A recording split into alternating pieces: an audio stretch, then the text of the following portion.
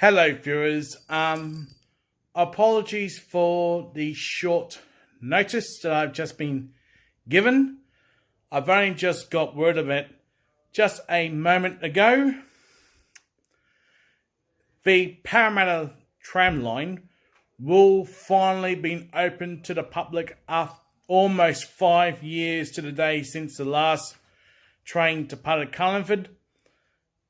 Of course, viewers, the Parramatta Light Rail will open this coming Friday, the 20th of December 2024, with first services departing from Westmead and Carlingford around 5 a.m. So please subscribe to Paul's Train Vlogs. Cheers.